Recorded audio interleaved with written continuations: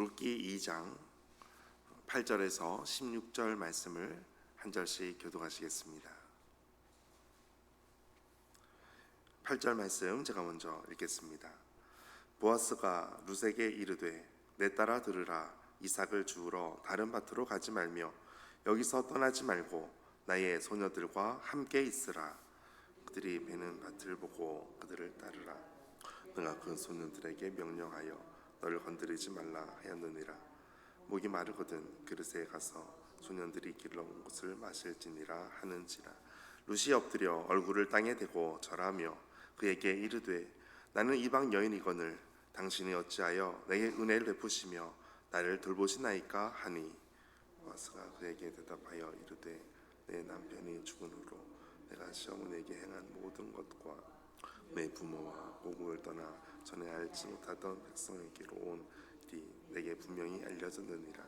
여호와께서 내가 행한 일을 보답하시기를 원하며 이스라엘의 하나님 여호와께서 그의 날개 아래에 보호를 받으러 온 내게 온전한 상 주시기를 원하노라 하는지라.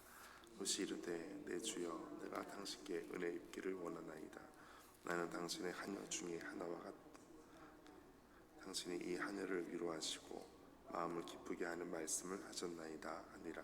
식사할 때에 보아스가 룻에게 이르되 이리로 와서 떡을 먹으며 내 떡 조각을 초에 찍으라 하므로 룻이 곡식 베는 자 곁에 앉으니 그가 볶은 곡식을 주매 룻이 배불리 먹고 남았더라. 룻이 이삭을 주우러 일어날 때에 와서 자기 소년들에게 이르되 그에게 곡식단 사이에 죽게 하고 책망하지 말며. 함께 읽겠습니다. 또 그를 위하여 곡식 다발에서 조금씩 뽑아 버려서 그에게 죽게 하고 꾸짖지 말라 하니라. 아멘. 주님의 말씀입니다. 오늘도 주님의 은혜가 함께 가득 넘치시기를 축복합니다. 오늘 말씀은 룻이 하나님의 은혜 안으로 들어오는 장면을 자세히 기록하고 있습니다. 특별히 단순한 배려나 단순한 어떤 친절 이야기가 아닙니다. 하나님의 언약적 사랑이 어떻게 한 사람의 삶에 구체적으로 임하는지를 드러내는 말씀이 오늘 본문의 말씀입니다. 먼저 8절 말씀 같이 한번 다시 읽겠습니다. 보아스가 룻에게 이르되 내 딸아 들으라. 이삭을 주우러 다른 밭으로 가지 말며 여기서 떠나지 말고 나의 소녀들과 함께 있으라. 아멘. 보아스가 룻에게 말합니다. 특별히 말할 때 내 딸아 들으라, 내 딸아 들으라 라고 하는 말씀은 어떤 관계적인 부분에서 그를 받아줬다라고 하는 것입니다. 가족의 그 범위 안에, 가족의 그 범주 안으로 룻을 초대한 것입니다. 이것은 사회적 경계를 다 무너뜨리는 것이고 또 모든 것이 다 허물어지는, 모든 관계, 모든 벽이 다 허물어지는 것을 의미하는 것입니다. 그것이 내 딸아 들으라 라고 하는 표현입니다. 그 내용은 이것입니다. 이삭을 주우러 다른 밭으로 가지 말라라는 것입니다. 이것은 단순한 금지를 말하는 것이 아닙니다. 보호와 또 울타리를 말하는 것입니다. 하나님의 통치 안에 거하는 삶이 어떤 것인지를 다른 밭으로 가지 않는 것임을 말씀하고 있는 것입니다. 이것은 하나님께서 우리에게 안전하고 또 우리를 공급해 주신다는 것을 보장하는 길이 바로 다른 밭으로 가지 말며 라고 하는 부분입니다. 오늘도 주님 안에서 날마다 가까이, 더 주님께 가까이 나아가는 하루 되시기를 축복합니다. 여기서 떠나지 말고 나의 소녀들과 함께 있으라. 그리고 이제 10절에서는 그렇게 배려를 받고 그렇게 울타리와 보호를 보장받았던 룻이 이제 보아스에게 이렇게 말합니다. 10절 함께 읽겠습니다. 룻이 엎드려 얼굴을 땅에 대고 절하며 그에게 이르되 나는 이방 여인이거늘 당신이 어찌하여 내게 은혜를 베푸시며 나를 돌보시나이까 하니. 아멘. 룻은 말합니다. 자신에 대해서 나는 이방 여인입니다. 자신에 대해서 너무나 잘 알고 있습니다. 누가 봐도 이방 여인인 것을 다 알 수가 있습니다. 그런데 이방 여인이 그 뒤에 보니까 당신이 어찌하여 내게 은혜를 베푸시며, 은혜란 단어가 나옵니다. 은혜라고 하는 이 말씀이 언약 밖에 있었던 이방 여인이었던 자신에게 그러나 은혜를 받은 존재로 이렇게 말씀하고 있습니다. 이방 여인이 은혜를 받게 되었다. 이 말씀은 굉장히 중요한 본문이기도 합니다. 그래서 이제는 12절에 여호와께서 내게 행한 일을 보답하시기를 원하며 보아스가 룻에게 말합니다. 여호와께서 너가 행한 일에 보답하시기를 원한다. 룻이 했던 모든 행동은 믿음의 행동이었습니다. 그 믿음의 결단이었습니다. 그 모든 결단 가운데 하나님께서 보답하시기를 원한다. 하나님께서 보답하신다는 것은 하나님의 복이 임한다는 것입니다. 특별히 이스라엘의 하나님 여호와께서 그의 날개 아래에 보호를 받으러 온 너에게, 하나님의 날개 아래 보호를 받으러 왔다. 이 날개라고 하는 것은 하나님의 보호와 언약적인 그 품을 상징하는 것입니다. 룻이 보아스에게 이것을 다 듣게 됩니다. 그런데 나중에 보면 공교롭게도 룻이 보아스에게 했던 말이 있었습니다.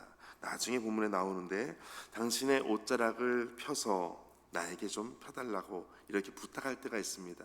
그때 당신의 옷자락을 펴달라고 할 때 그 단어가 바로 이 날개와 같은 의미로 동일하게 사용되는 것입니다. 그러니까 보아스는 여호와께서 그의 날개 아래에 보호를 받으러 온 너에게 이처럼 너에게 온전한 상 주시기를 원한다, 이렇게 축복했습니다. 보아스는 하나님의 보호를 이렇게 말하면서도 동시에 하나님의 보호의 도구로 사용받았던 사람입니다. 하나님의 은혜가 사람을 통해서 흘러가게 되었습니다. 보아스가 바로 그러한 통로가 되었습니다. 오늘 우리를 통해서 하나님의 은혜가 또 다른 누군가에게 흘러가는 통로가 되시기를 축복합니다. 이제 14절 16절을 보시면 그 은혜가 어떻게 확장되는지를 알 수가 있습니다. 14절, 식사할 때에 보아스가 룻에게 이렇게 말합니다. 이리로 와서 떡을 먹으며 내 떡 조각을 초에 찍으라 하므로 룻이 곡식 베는 자 곁에 앉고 그의 볶은 곡식을 줍니다. 룻이 배불리 먹고 남았다고 말합니다. 이삭을 줍는 것 이상으로 일부러 곡식을 떨어뜨리기도 하고 룻이 더 많이 먹을 수 있도록, 배불리 먹을 수 있도록 배려를 해줍니다. 이것이 율법 이상의 은혜를 말하는 것입니다. 16절에도 또 그를 위하여 곡식 다발에서 조금씩 뽑아버려서 그에게 줍게 하고 꾸짖지 말라. 이처럼 레위기에서는 가난한 자를 위해서 남겨두라라는 규정이 있습니다. 그런데 오늘 말씀을 보니까 보아스는 거기에서 더 나아갑니다. 더 충만하게, 더 배불리 먹을 수 있도록, 더 많이 뽑아서 그가 줍을 수 있도록 이렇게 합니다. 이것은 바로 은혜, 넘치는 사랑을 말하는 것입니다. 하나님의 은혜의 통로가 오늘도 되시기를 축복합니다. 오늘 하나님께서 우리에게 주실 때 하나님의 은혜를 받은 우리가 또 다른 누군가에게 은혜를 끼치는 존재로 우리를 삼아 주실 것입니다. 우리가 다른 사람에게 구워줄지언정 꾸지 않는 은혜, 넘치도록 하시는 하나님의 은혜, 하나님의 넘치는 사랑이 오늘도 가득 넘쳐서 귀한 축복의 통로로, 전도의 통로로 되시기를 주의 이름으로 축복합니다. 함께 기도하겠습니다. 하나님, 자격 없는 우리를 구속하시고 자녀로 삼아주시니 참으로 감사하고 또 놀라운 은혜를 경험하게 됩니다. 인생을 살아가면서 우리가 행하는 모든 것을 보시는 하나님을 늘 기억하게 하시고 하나님의 자녀로서 우리에게 허락하신 만남 속에서 하늘의 복과 은혜를 흘려보내는 귀한 통로로 사용되게 하여 주옵소서. 우리가 더 주님 안에서 이와 같은 말씀과 은혜의 통로로 사용될 줄 믿습니다. 이 모든 말씀 예수님의 이름으로 기도하옵나이다. 아멘. 그 말씀 가지고 함께 기도하겠습니다. 하나님, 오늘 우리가 이방 여인과 같이 있었던 존재에서 하나님의 은혜를 경험하게 되었습니다. 이 은혜가 넘치고 우리에게 값없이 주시는 하나님의 은혜였음을 우리가 기억하며 하나님의 은혜를 온전히 경험하고 은혜를 온전히 증거하고 전할 수 있는 귀한 통로로, 깨끗한 통로로 우리를 사용하여 주옵소서. 함께 말씀 기억하며 기도하겠습니다.